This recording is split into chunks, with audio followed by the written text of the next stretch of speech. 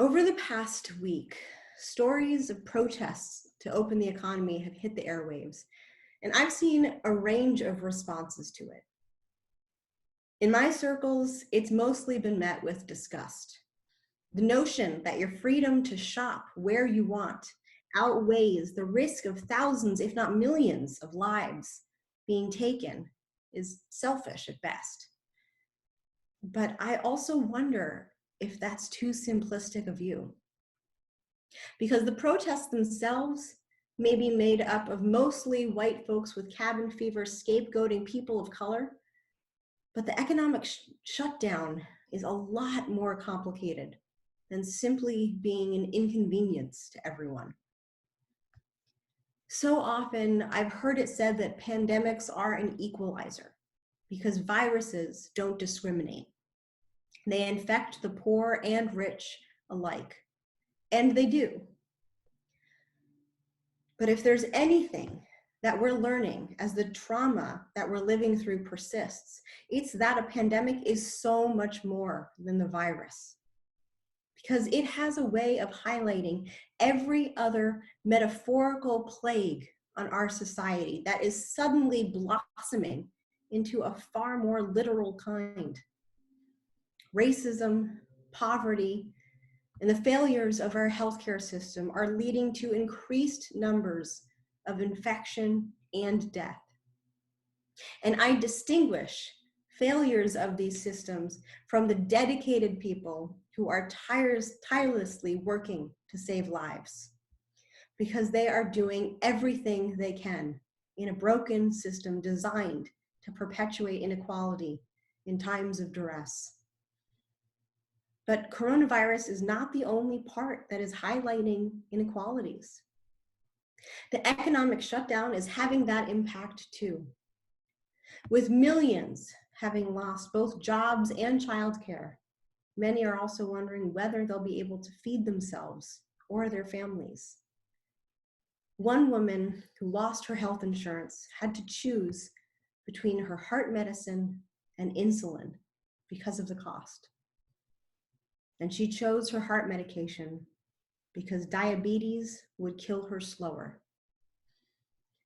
It has become abundantly clear that the victims of coronavirus are far more than those who are infected with the virus. And a parent who doesn't know whether their child will find a meal may well want to choose a theoretical freedom of an open economy.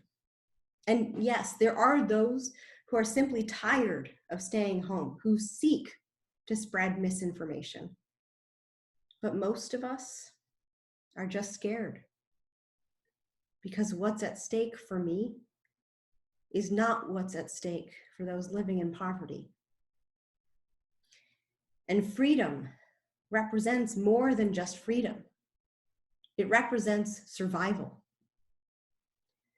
In times like these, I try to remind myself that our Unitarian Universalist principles are as true as ever, because they have never existed in a vacuum. And as principles, they are intended to talk to each other. Our fourth principle, the free and responsible search for truth and meaning, is often what brings people to Unitarian Universalism. As a culture, and especially as UUs, we're enamored with the concept of freedom, and we should be. So many of us came from religious environments that stifled freedom. But we often accidentally dismiss the responsibility that is tied to it. And freedom without responsibility takes from the freedom of others. Collective freedom relies on responsibility. And being a community means that we are called to create a freedom that isn't a selfish freedom, but one that liberates everyone, a freedom that doesn't discriminate. As a faith, we are called to make it known that the freedom to discriminate will never outweigh the freedom to seek a life of meaning and dignity. or that the freedom to further one's already well-established wealth should not outweigh the freedom to be shown that your life matters. Liberation for only some is not liberation. It's irresponsible and inconsistent with our faith because it implies that not everyone has worth. What makes freedom such a difficult topic is that not all freedoms are equal. And we are called to be discerning enough to know which freedoms truly create a collective liberation. One thing coronavirus has clarified is that our society puts a higher premium on a free market healthcare system than caring for the sick. Gary Fowler, a 56-year-old African-American man living in Detroit, was getting sicker and sicker. His father, David Fowler, had been sick when he visited him in his retirement home in late March. At the time, the family just thought that he had the flu. But David Fowler tested positive for coronavirus. Gary went to the emergency room when he couldn't breathe. Even though he had confirmed contact with the virus, all the symptoms and worrisome breathing problems, he was told it was probably bronchitis and to go home. He wasn't tested. A few days later, as the chest pain and shortness of breath worsened and his fever wouldn't break, he went to another emergency room with his son. This one refused to triage him and recommended a third emergency room that was better equipped to deal with potential virus patients. At the next emergency room, he was given the same advice he had been given the first time. It's probably bronchitis. Go home and rest. The family desperately tried to get people to listen to them, that they all had exposure to the virus, but still they weren't tested. Sitting in his chair with his wife sleeping by his side, he scribbled on a piece of paper, "Oxygen level low." That night, after being refused at 2 ERs, he died in his chair. Unknown to the family, Gary's father had passed away too. And the very next day, Gary's wife, Cheryl, started developing symptoms. When she too spiked a fever and started having breathing problems, her son took her to the ER, and like her husband, was told she probably had bronchitis. She went to a second ER because her son, having just watched his father die, was not going to let the same thing happen to his mom.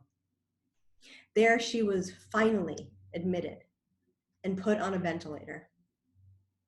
It was only when their cousin, a state representative, intervened that they were approved for tests. Unsurprisingly, virtually the entire family tested positive. Blessedly, Cheryl and the kids survived. But this is a story that's being told throughout Detroit right now, where the percentage of both infection rate and death rate among African American communities are substantially worse than for white communities. And not surprisingly, the same thing is happening in economically disadvantaged communities.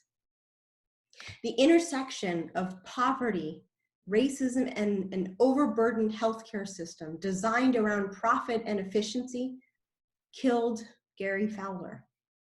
And it's killing thousands more. This is why I say the coronavirus is only one of the plagues we are seeing at full force. Because in order to get out of this horror and captivity, we need to be seeking more than just liberation from the virus or even the shutdown. We need to seek liberation from a culture that makes false idols out of wealth and puts money before people and power before human dignity. We are fighting a culture that believes profits are more important than people. And it's time for us to finally learn a lesson and break our bonds with the idea that wealth earns our freedom. Systems that are created around dominance are the real plague. And right now, coronavirus is the messenger of that truth. But our UU principles that call us to a responsible collective liberation have another lesson for us as well.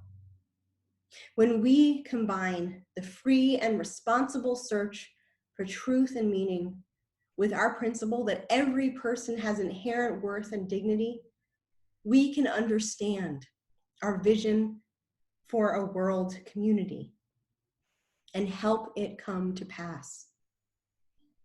As you've already heard, the Muslim observance of Ramadan has just begun. And I find one of the practices to be an incredible metaphor for this moment. For Ramadan, if you are unable to fast for medical reasons like diabetes or pregnancy, the practice is to feed a person in need for each day that you would fast. Fasting is a way of bringing people together towards goodness and truth, but only when it's a choice. When it's forced, it does the exact opposite. By feeding the hungry, we bring more into community and into liberation.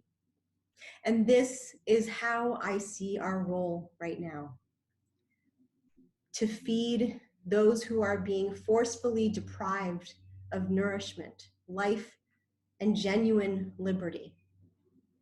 This is not a time to actively deprive ourselves because our wells are already depleted, but it is a time to give from within for those who are without, to relinquish a small piece of personal freedom for the collective freedom that we seek. As most of you know, we have an initiative in our community to make as many masks as we can so that folks are protected. And I've heard it's an exhausting effort to sew masks. But there are many in our community who are choosing that exhaustion because it leads to a greater communal freedom. Right now, our job is to care for those who cannot care for themselves in this pandemic.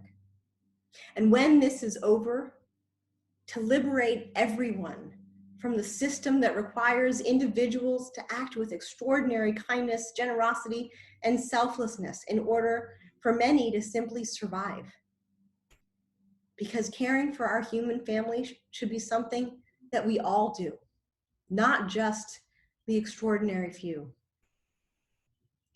I wish I could say that I see a clear and easy path to liberate us from the blights that are truly our downfall, but it will be neither clear nor easy. I do know, though, that it starts with us, with seeking freedom, not as a piece of property, but as an essence that we share with our kindred. And we can make concessions in the service of building that essence of liberation into the interdependent global community that we are. I believe that one day we will be rid of all these plagues. In the meantime, let's make sure we see people not for the plague that denigrates them, but for the inherent worth and beauty that should elevate them. Because when all of us are known as worthy, all of us will be free. Blessed be, and amen.